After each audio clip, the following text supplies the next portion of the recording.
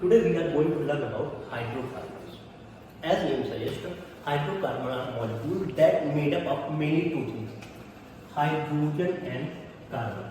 So, what are hydrocarbons? Hydrocarbons are molecules that are made up of mainly hydrogen and carbon. Now, there are three types of hydrocarbons. First, saturated, unsaturated, aromatic. So, hydrocarbon are three types, saturated, unsaturated and aromatic. अब हम सबसे पहले देखते हैं detail में saturated hydrocarbon. तो briefly hydrocarbon जिसमें carbon carbon के बीच सिंगल बॉन्ड होता है वो कहलाता है saturated hydrocarbon. Means what is saturated hydrocarbon? Means when carbon have a single bond that is called saturated hydrocarbon. This is have sp3 hybridization. Saturated hydrocarbon have single carbon-carbon bond and it has sp3 hybridization. So what are saturated hydrocarbon? Hydrocarbon molecule that have single bond between them and sp3 hybridization in these molecules. Now, what are the general formula?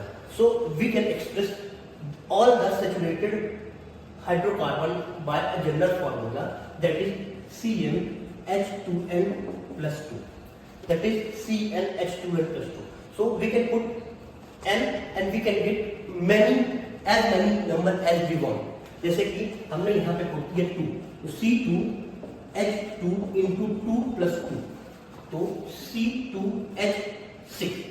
This is a hydrocarbon and that is saturated hydrocarbon. It is called alkene. Now we have to learn about unsaturated hydrocarbons. Unsaturated hydrocarbons are the hydrocarbons which have single double bond or triple bond between carbons. जब carbon और carbon के बीच double bond और triple bond होता है वो कहलाते हैं unsaturated hydrocarbon. अब जो डबल बॉन्ड हमने अभी हाइड्रोकार्बन देखा था, जनरल डेफिनेशन देखी थी कि हाइड्रोजन और कार्बन से मिले हुए एलिमेंट मॉलिक्यूल हाइड्रोकार्बन कहलाते हैं. उनके तीन टाइप होते हैं, सैचुरेटेड, अनसैचुरेटेड और एरोमेटिक. हमने सैचुरेटेड को देखा तो सैचुरेटेड को कहते हैं एल्कीन. इसमें कार्बन कार्बन के बीच सिंगल बॉन्ड होता है और हाइब्रिडाइजेशन होता है sp3. अब हम डिटेल में देखने वाले हैं अनसैचुरेटेड को. अनसैचुरेटेड में जब कार्बन कार्बन के बीच डबल बॉन्ड होता है तो उसको कहते हैं एल्कीन. E वर्ड याद रखना है. जब कार्बन कार्बन के बीच सिंगल बॉन्ड होगा तो वर्ड आएगा ANE. जब कार्बन कार्बन के बीच डबल बॉन्ड होगा तो वर्ड आएगा ENE.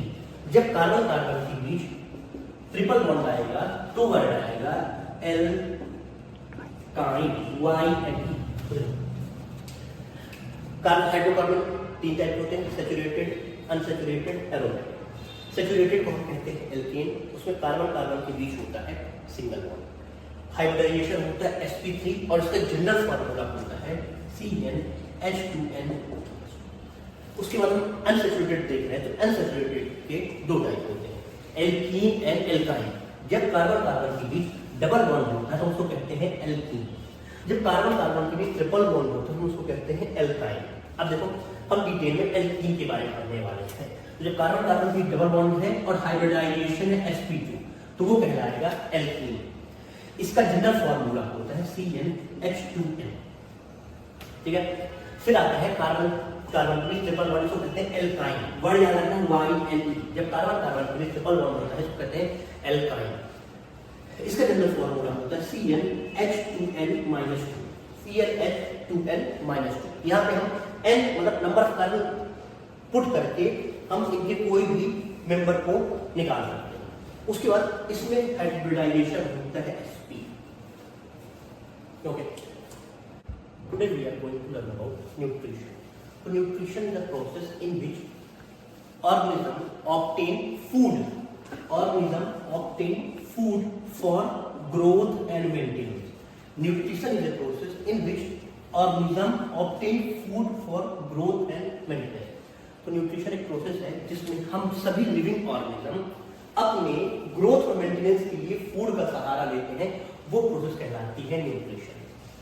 अब न्यूट्रिशन दो टाइप की होती है,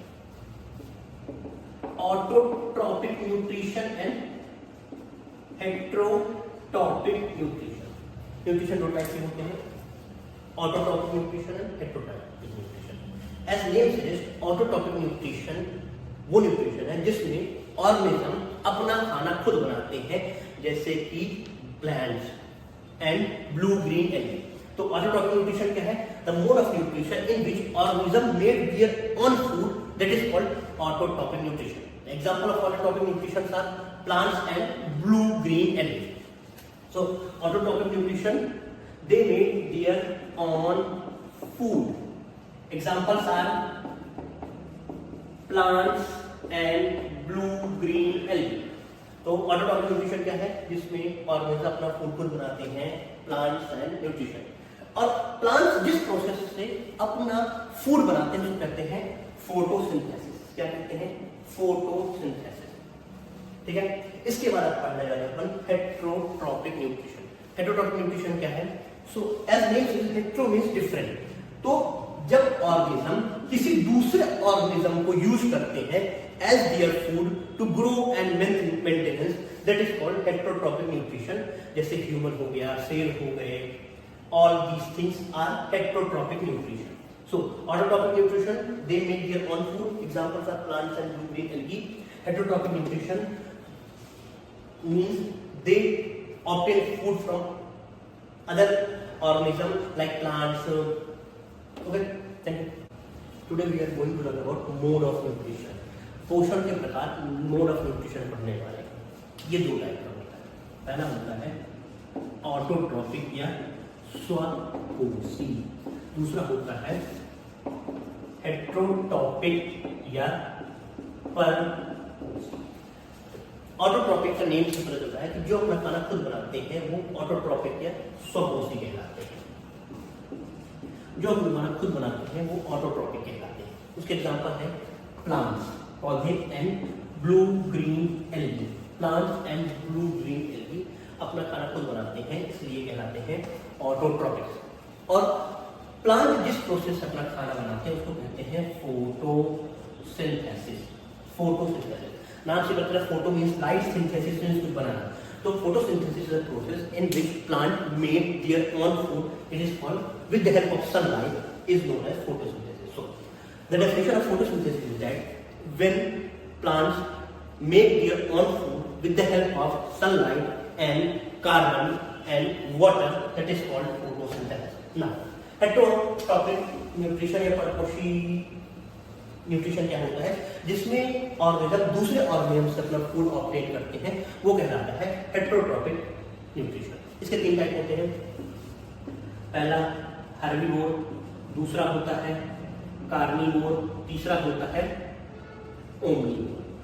अब उनके नाम से पता चल रहा है कि हर्बीवोर मींस जो पेड़ पौधे को खाते हैं, प्लांट को खाते हैं, वो हर्बीवोर कहलाते हैं। जो प्लांट्स को खाएंगे हर्बीवोर कहलाएंगे। एग्जाम्पल है डियर। जो मीट खाता है, जो ओनली मीट खाता है, वो होते हैं कार्निवोर।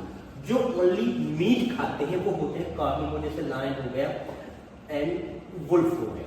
और ओमनीवोर होते हैं जो प्लांट्स और मीट दोनों खाते हैं, वो ओमनीवोर होते हैं।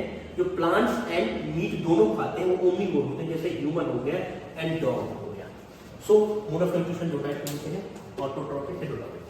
स्वपोषी, परपोषी। जो अपना खाना खुद बनाते हैं ऑटोट्रॉपिक कहलाते हैं, जो दूसरों से लेते हैं हेट्रोट्रॉपिक या परपोषी कहलाते हैं। इनके एग्जांपल है plants and blue green algae. Plants बनाते हैं खाना फोटोसिंथेसिस से। फोटोसिंथेसिस प्रोसेस है जिसमें लाइट की हेल्प से, कार्बन डाइऑक्साइड की हेल्प से ये अपना खाना बनाते हैं। हेट्रोट्रॉपिक होते हैं, दो तीन होते हैं, herbivorous, carnivore and omnivore. Herbivore क्या होते हैं? जो प्लांट को खा के अपना न्यूट्रिशन लेते हैं। ओमनीवोर जो मीट खा के न्यूट्रिशन लेते हैं। और कार्निवोर जो मीट खा के न्यूट्रिशन लेते हैं। और ओमनीवोर जो प्लांट और मीट दोनों खा के न्यूट्रिशन लेते हैं। हर्बीवोर एग्जांपल है डियर, कार्निवोर एग्जांपल लायन, और ओमनीवोर एग्जांपल है human. Thank you. Today we are going to learn about reflection. So reflection में क्या होता है कि जब लाइट साइनी सरफेस से टकराती है तो बाउंस बैक कर जाती है सेम मीडियम में, जिस मीडियम से वो आई है उसी मीडियम में बाउंस बैक कर जाती है, वो रिफ्लेक्शन कहलाता है। तो reflection is the phenomena in which light bounce back after incident on the shiny surface.